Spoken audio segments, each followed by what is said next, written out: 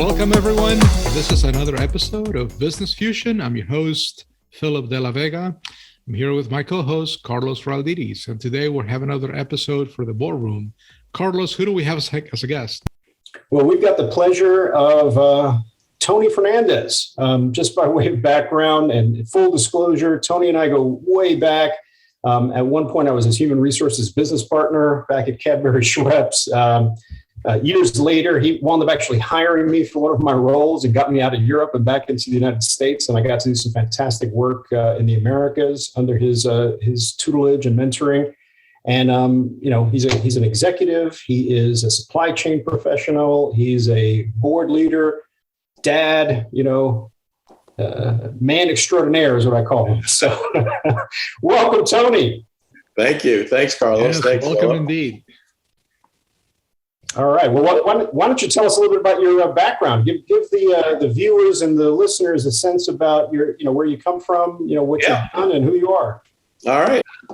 Well, I will start at the beginning. I was born in Cuba, and my parents left when I was 2.5. Eventually ended up in Staten Island, New York, and that's where I grew up. Spent all my childhood there through high school. Then I went to Lafayette College in Easton, Pennsylvania, where I received a chemical engineering degree. Reason I chose Lafayette was a good mix of liberal arts and engineering. And it's interesting, as I look back on my career, the engineering was important, but actually, as I became an executive and through my leadership roles, the humanitarian courses, sociology, psychology, were really the ones that were more important to me and more valuable to me and provided a lot of learning for me as I became a leader. After graduation, I decided to go into manufacturing.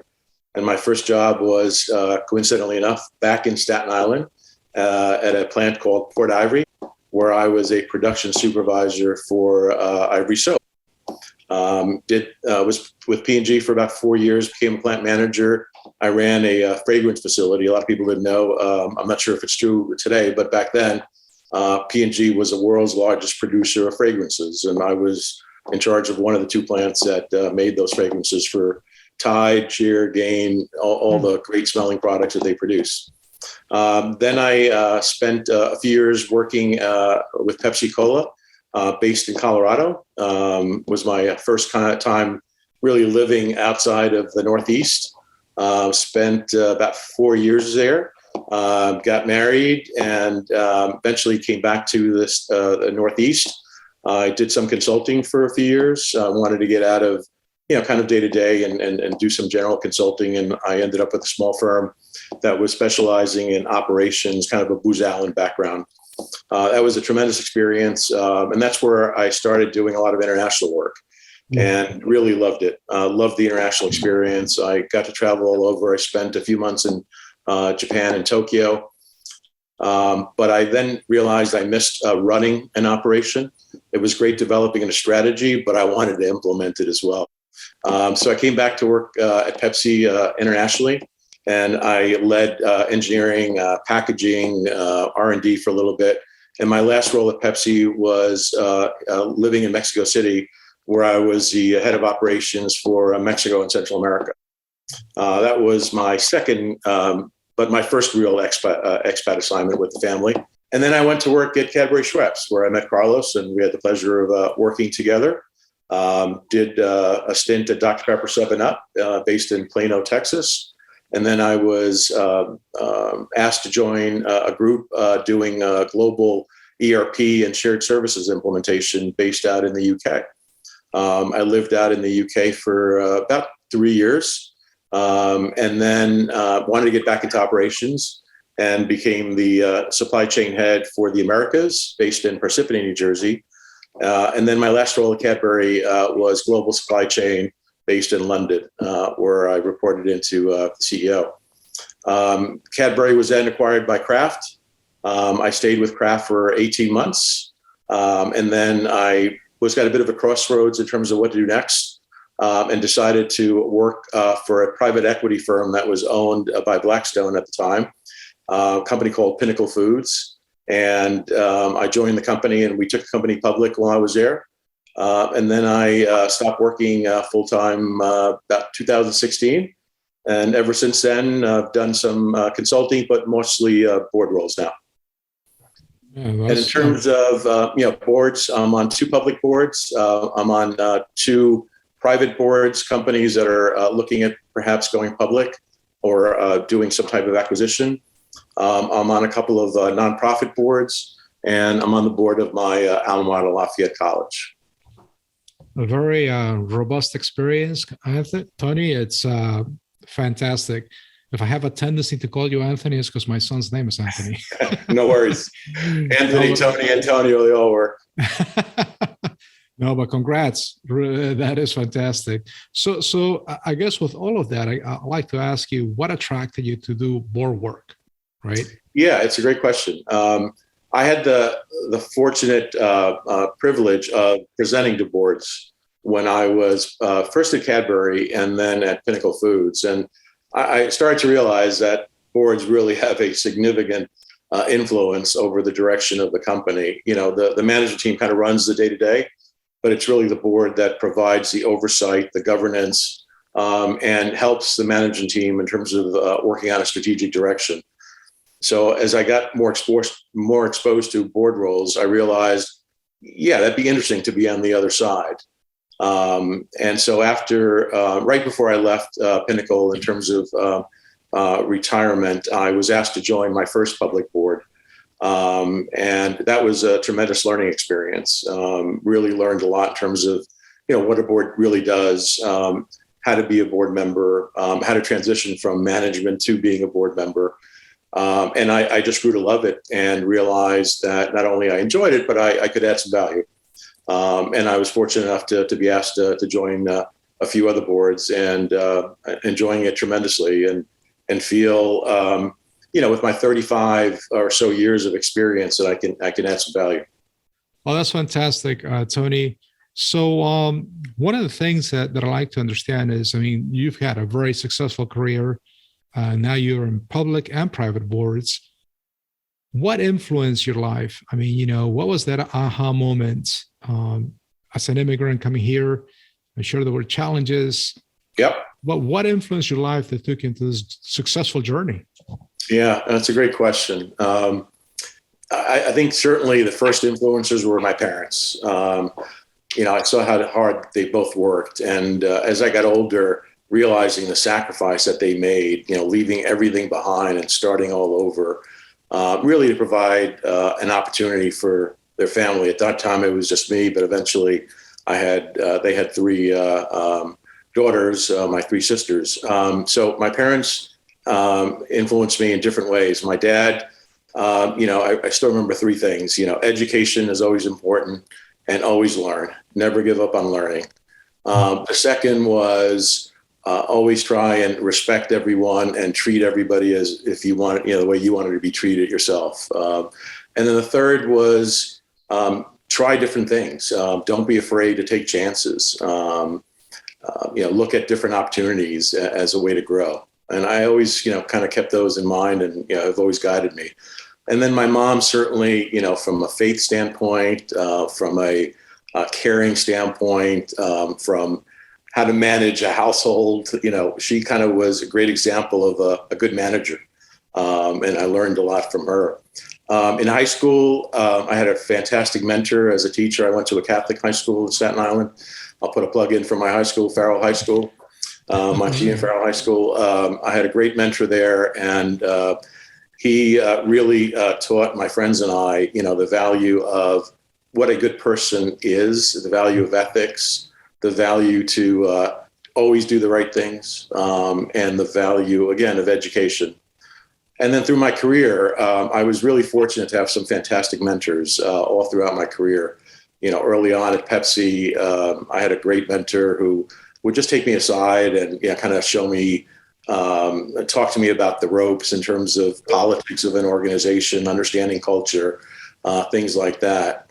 And then in my last 2 roles, I had the great privilege of working for 2 fantastic CEOs and saw how they led a company and how they worked with the board. really helped me in terms of understanding, what it takes to be a good board member and what it takes to work well with the management team. So I've been blessed with good influences and certainly good mentors. That's great to hear. Yeah, you started talking a bit about boards, and I want to kind of lean in on that, right? Yeah. So I think most of our audience will know that we're interviewing you as part of our board series, which we've had a few additional episodes on, and we spent some time really learning about the board's function, and we've learned about what it takes to become a board member, and the sort of skills that one has to acquire, and the hard work that's involved in it, and so on and so forth. But one of the things we haven't necessarily explored too much, and we think you being a man of many boards, let's put it that way, can probably help us, is an understanding about board teamwork, right? I mean, most people understand that boards are there to act as an oversight, if you will, to the leadership, but also be guides, if you will, influence decisions in a certain direction and so on. And that calls for a bit of teamwork, certainly between the executive team and the board, but also between the board members. Tell us a little bit about what makes a successful board hum from a personality perspective, if you can. Yeah, that's a great question. I think the first and foremost is collaboration. You have to have a board that works well within the board and amongst the board, and certainly with the management team. The other is keeping your ego in check. Most board members have had amazing careers. They've been very successful, type A personalities, and you put a bunch of type A personalities and everybody wants to, be the smartest person in the room. You really have to temper that down and just be very mindful of others and what they're saying, and really not ratcheting up your listening skills. Sorry, are you saying that humility might be a trait? Humility, yeah. Believe it or not, humility is important. You would expect with so many years of experience and success, a lot of these board members will have a lot of emotional intelligence as well. Oh, absolutely. And so high IQ, high EQ is important in terms of the makeup, but collaboration, teamwork, listening well, and being honest and transparent, and developing the one-on-one relationships and taking the time to go out to dinner, go out to lunch. Usually you're at board meetings and you do things in groups, right? But you don't have the time to necessarily work on those one-off relationships. And also with the CEO and the management team. So, one of the things I've learned in terms of becoming a more effective board member is I look for those opportunities to have those one-on-one interactions so that I can get to know people better. They get to know me. So when we get into, a discussion or a more sensitive topic and, perhaps there's some disagreement, you're coming from a point of respect, knowledge, and, where that person is coming from. I was looking back in some of the board trends over the last decades. There's always been changing conditions in the market, whether it is, the .com, digital transformation, financial issues, and so on.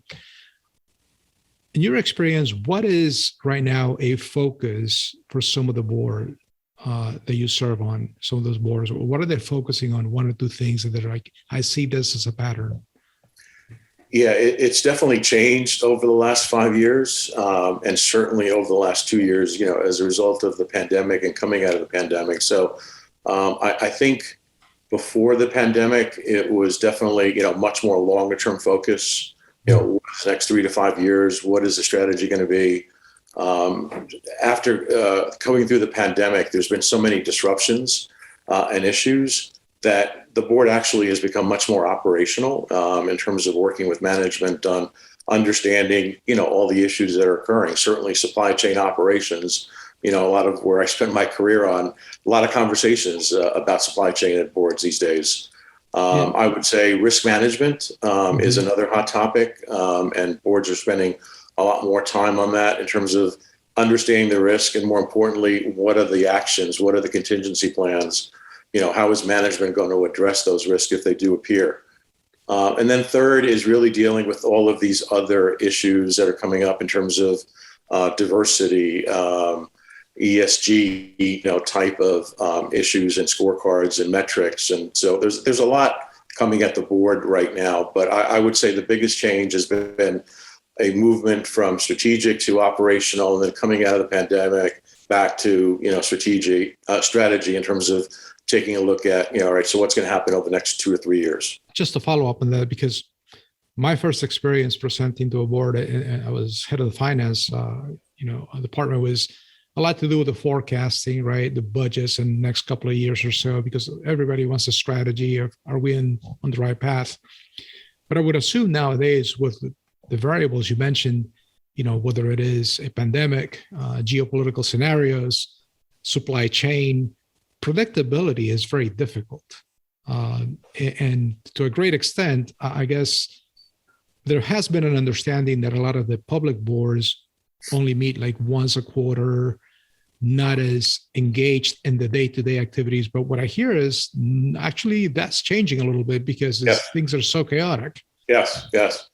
Yeah, certainly during the pandemic, besides the quarterly board meetings, we would probably do at least one monthly call that were at least 2 or 3 hours every month because things are changing so quickly. And you bring up the forecasting, which is a great question. Forecasting is great when you have some level of stability. For the most part, you can understand what's driving your business and what may change. With the disruption that we have, it's unprecedented. So one of the things I'm working a lot on the boards on is going from forecasting to more scenario planning. Because by the time you do a forecast, like any plan, you got to do it again because something has changed, and literally things are changing by day, by hour, by month. So trying to, all right, let's put a stake in the ground and let's take a look at what could impact the plan that we have. What scenarios are likely to happen? What would we do if those scenarios happen? And then put probabilities against those and monitor that. And that seems to be a more constructive way of trying to deal with the variability that's going on right now. That's interesting. We had Julie Lyle on recently, and she did a great job of giving us a feel for what a day in the life of a board member is. And, one of the things that she mentioned was that when she was preparing for one of her early board roles, she was given an estimate that it might be about 200 hours of work a year. We chuckled during that session because I think the realization is it's probably more like 200 hours per meeting. Yeah. And that's for one board role, right? One of the things that I think has happened, and it's not new, I think there's always been a certain segment, if you will, of the professional population who, after they've reached the pinnacle of their own professional role, they've decided that they want to be board members. Some pick one board and they work on that diligently while they play golf the rest of the time. And then there are others like you, sir, who will pick 2, 3, 4, 5 board roles. One of the things I'm just curious about is, given the amount of work that one board role can in fact bring on a board member, how do you keep it straight? How do you manage 4 or 5 board roles simultaneously? Is there some skills that you leverage, that you have some process that you use? Tell us a little bit about how you keep all the balls in the air. It is a lot. And I would completely agree with your comment that it's more like 200 hours per meeting. First off, in terms of a public board, there's a lot more demand on a public board than necessarily a private board, and that depends on the board. But there's just things that you have to do all the time, and there's a quarterly routine that you have to adhere to, and a quarterly schedule. The preparation before a board meeting is pretty extensive. I mean, you'll easily get anywhere from 200 to 300 pages of material to read, and that's for the main board meeting. Then you have your committees, because most boards you're on at least 2 committees. And then each of those committees, has their meetings and their work that they do as well. So it's a lot of time, and it's important to really go through the material and understand that, so you're as well prepared as you can be for the meeting. What I try and do is, really, number one, first manage my calendar. What are my dates? And then put block out times in my calendar in terms of, all right, I'm going to get this material by this time. I need, the 8 or 10 hours, whatever time it is to be able to process and read. So I'm prepared for the meetings. So that's probably tip number one. The second is you start learning a rhythm in terms of when you get all the material, you have to read everything, but there are certain areas that you should be paying a little more attention to. So what are the really key questions or key issues that are going to come up at that meeting, and focus in on those. And then in terms of managing the various boards, the public boards are priority number one in terms of the calendar. Then I've chosen to work on a couple of private boards that have a different cadence so that they don't conflict with the public boards, but they're companies that I'm interested in. I think they're doing some interesting things, and I can add value to that particular organization. And then I've always felt important to give back, both financially, but also with my time. So I spend a lot of time on some nonprofit boards, including my alma mater, Lafayette College, as I said. So time management, being judicious with your time in terms of focusing on the key things that are really going to be important. And then just choosing boards that you're going to have a passion for and that you're going to be interested in. I think sometimes people go to boards just to say I'm on a board, and that's not the way I like to engage. I've had opportunities to be asked to consider other boards, and I've been very selective for me in terms of the boards that I want to participate. And I focus on the business in terms of is that something that I'm interested in, number one. Number two, can I add some value? And then I look at the actual board, and are they people I want to work with, and the management team. And so if I meet all those criteria, thumbs up. If not, I'm going to say no. And I have the good fortune of being selective in terms of being able to do that. Yeah, it sounds like you put to good use your experience with production schedules. Absolutely. Those skills are always important. You learn them and you use them all throughout your career. That's great. Awesome. Now, one question, Tony. When it comes to corporate governance is a word that's overused sometimes, but perhaps in a simplistic way, governance to me is about decision making, right? And asking the tough questions, and to find out whether the executive, the CEO, or the executive management team is making the right decisions, right or wrong. Yep. It's just questioning it, because at the end of the day, there has to be value creation, and many times is very tangible, financially gained, and sometimes it's very intangible, has to do with reputation, especially nowadays, social media. Absolutely. Right. What has been your experience when it comes to corporate governance on some of these companies? Are they highly focused on just the financial and legal side of it, or are they really expanding to other areas that are not as easily measured? Yeah. Certainly the public boards, again, there's a rhythm and there's a requirement, in terms of how much governance you have to put in and oversight. So it's pretty high at a public board level.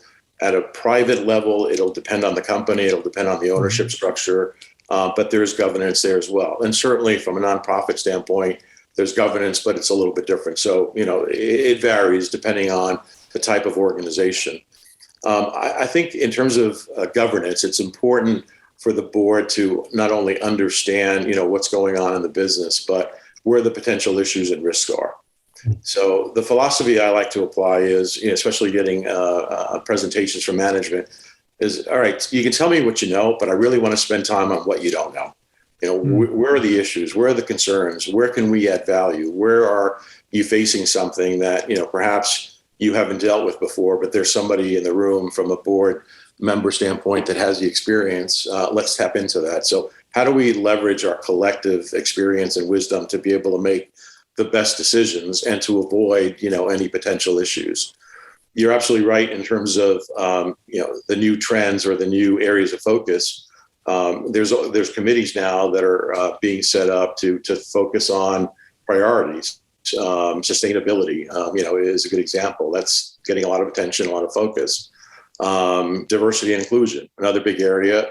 And that, in some cases, there are separate committees, ad hoc committees that are formed to take a look and go deeper on those to better understand that, because it now becomes a shareholder request and a shareholder interest. And therefore, the board needs to be pretty knowledgeable on that and help guide the management team on how to do those things and how to work on those. That's great. And are a lot of these meetings, are they done virtually nowadays, or do you still have to travel and presentially be there? Well, certainly during the pandemic, everything went virtual. It was overnight, like everything else that happened. So we all became very good at using Zoom and all the other platforms and technology, and setting up your laptops and lighting and all that. And it's interesting being on a Zoom for 12 hours. It's weary after a while. Once the restrictions kind of opened up or were let down a little bit, a lot of companies moved to a hybrid model. So we'll start with doing some meetings in person and some remotely. Now most companies are doing face-to-face again, because it's important to have that face-to-face and that interaction. I mean, you can't replace that, especially when it comes to time to forming those collaborative and team building that I had talked about before. But now they may be holding some of the committee meetings via Zoom, so that there's more time when you're physically together. You don't have to go through the committee sequence. You can do that offline and then just save the physical face-to-face time for the board meeting. So I would say moving towards face-to-face, but certainly leveraging technology as needed to make the board meetings more effective.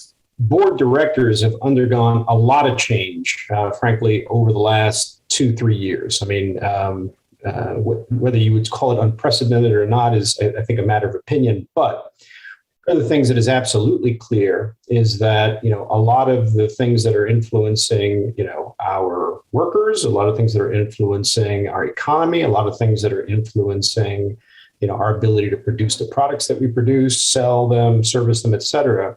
All of those things have changed, right? And I've wondered whether, all of those changes have placed, pressures on boards that they are having, at times difficulty in addressing or responding to. And what are some of the things that they have done in order to adapt? For example, we had Larry King on, a couple of episodes ago, and he talked to us a bit about advisory boards, bringing in specialists around certain topic areas in order to give the board some much needed additional information, or the executive team some much needed additional information about the subject area. Is that something that you feel is being done more so now in order to help boards and their executive teams adapt to some of these changes? Yeah, absolutely. The pandemic has been unprecedented in terms of it's impacted, globally every single industry. Nobody's been, untouched. So as those things have put in all kinds of uncertainty and risk and just changes in, how the business is being done, it requires, as I mentioned before, the board to be much more operational and understanding that, hey, we don't know all the answers. So can we rely on other expertise? So one of the trends I'm seeing is certainly more reliance on third-party partners. So our accountants, our legal, external counsel, consultants, depending on the topic. So the boards I'm on, there have been different issues that we've talked about, and we've brought in some expertise to be able to give us, knowledge in terms of and learnings from what's going on, kind of at a macro level, and then bring it back to, all right, so this are implications that you all need to think about for this particular company in this particular industry. You would have seen a little bit less of that before the pandemic, and I think you're seeing more of that. I think the other thing is, you're just dealing with just much more, operational issues and roll up your sleeves and, what are we going to do about this? So there's a lot more of engagement with management on how the business is running day to day and, what's going on and what's changing. And then talking about, what if this happens? What if that happens? So I talked about before scenario planning, which, probably wasn't done as much before. Now it's being done quite a bit more. And sometimes, you may bring in some experts to be able to help you there. And then I think the other trend, which always existed, but it's probably been accelerated through the pandemic, is benchmarking. So how are we doing in this particular area? How is somebody else doing? How is your competition doing? So that we can learn and have a bit more 360-degree view of the business. Sometimes you get pretty myopic in terms of, this company and how they operate, but you need to open up the blinders and see how the industry is changing and how your competitors are reacting to those changes. Board directors are becoming much more of an extension of management than they are, Absolutely. an advisor to management. Would you agree with that? Completely. I think that's a really good way of putting it. Board members, I think in the past, maybe rubber stamped a lot in terms of what was coming up from a management standpoint. There was certainly a lot more challenging from the board to management, and then the management, as I said before, wanting to tap into the expertise that the board brings. So I think the other trend that, and tied into your question, you're moving away from, management presenting to, all right, here are the facts. Now let's have a dialogue. Let's have a brainstorming session. Let's really talk about this particular issue so that we can get as many perspectives as possible. And that's where you go back to the beginning, where teamwork and those relationships are critical, right? Because if you don't have that foundation, it's going to be really hard to have some of those conversations and be productive about it and get some value out of them. With that, Tony, one of the things that, typically in a board meeting, there would be the CEO and the board of directors. Mm-hmm. Occasionally you have the CFO and the COO. But those were usually the three people that would present from a management perspective. Right. Do you see, or is there a trend growing where you're inviting other C-level executives, CTO, CMO, Chief Human Resource? Is that happening? Do you see that, or do you request it? Absolutely. Every single board I'm on, it's the CEO and the executive team that come in for majority of the meeting. You'll have the committee meetings just with the CEO and the board members, and the council and the CFO, right? Those are the primary ones that kind of play a role in the committee meetings. But in the general board meetings, it's the CEO and the management team. And it's important for a couple of different reasons. Number one is you want to get a good understanding of, all aspects of the business, but you also want to get a good understanding of management, right? And how the bench strength is, and start thinking about, remember, one of the key roles of a board is succession planning. Right. So you get a good feel for, how that management team is and the capabilities of the management team. And you're learning about the business, but you're also assessing the talent, because that's going to be pretty important, for the ongoing success of the business. So yeah, absolutely. And then what we're now doing in a couple of boards I'm on is even bringing in the next level. So we get another view, especially if we're going to deep dive on, let's say, cybersecurity. We'll bring the cybersecurity expert that reports into the CTO to be able to do, a presentation for us. And we as board members have specifically asked for that so that we get better visibility and, less layering in terms of the organization, and try and get to the facts as quickly and effectively as possible.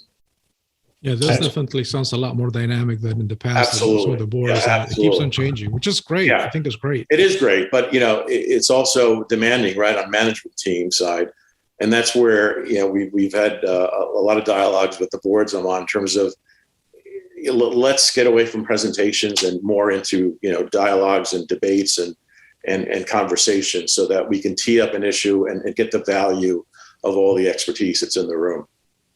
I would assume that's, I was going to say, I would assume that's exactly where some of the, operational expertise of the board members come into play. Yes, because very much you've so. been Yes. there, done that. Yes, very much so. Very much so. And it's interesting. Somebody asked me, what's the biggest change in terms of an executive to a board member? And, I say two things. One is you listen a lot more.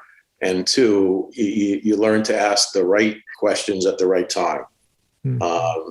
And you always have to remember that you're not running the company. Management is there to run the company. You're there to provide advice and to provide governance oversight. So it's important to maintain that distinction and that separation. And then, one of the boards I'm on, I get pretty heavily involved on the supply chain side, with the management team. So I'll go deep and, do site visits, and it's kind of fun to be able to leverage my background into, being able to go back into a plant and help them with a continuous improvement program, as an example. That's great. You've done an excellent job of, I think, giving our viewers and our listeners a sense of, what it's like to be a board member, right? From the work that's involved, to the relationships, to the personality traits that one has to have, to the types of issues that are coming up that are, changing the dynamics of the relationship between executives and board directors. There's some who might listen to this and go, I don't want to do that. Let's add to that, fiduciary responsibilities continuing to expand. Let's add to that the amount of expertise on individual subjects that board directors need to have. Let's add to that the scrutiny that, the public, especially for public company boards, are placing on those boards. What advice would you give to someone who is, considering a board seat, given all of that? Yeah, listen, I go back again to the beginning. And again, there's distinctions in terms of, the public and private. So they both are important in terms of everything you said, but certainly there's a higher bar in terms of visibility and oversight on a public board. So, you do have to be careful in terms of, how you present yourself and, what you're involved with as well on the outside. Whenever you become a board member, they go through a pretty extensive due diligence process in terms of credit checks and legal checks, and make sure there's no conflict in terms of other activities or other boards that you've had. So it's a pretty thorough vetting process that you go through in the beginning. And there's an annual check that you have to do. There's a D&O questionnaire that gets sent out by the legal and accounting firms, and it's in some cases of 40 pages of there's no conflict. I don't know this. I don't understand that, or I'm not privy to certain facts or conflicts, especially. So I think eyes wide open in terms of the responsibility, and that it's pretty serious responsibility, and that's why I say it's important to really be passionate about the company that you're going to work with and the industry that that company is in, and whether you can add value. It's not just about saying, I'm on a board. It's really, are you going to be able, especially nowadays, to kind of roll up your sleeves and really get to understand the business and leverage, your expertise and provide the support that's needed to the management team. So it's a big time commitment. Don't take it lightly, but it's a tremendous amount of fun. I mean, I have learned so much through the different board roles that I've had and the different industries that I've participated in.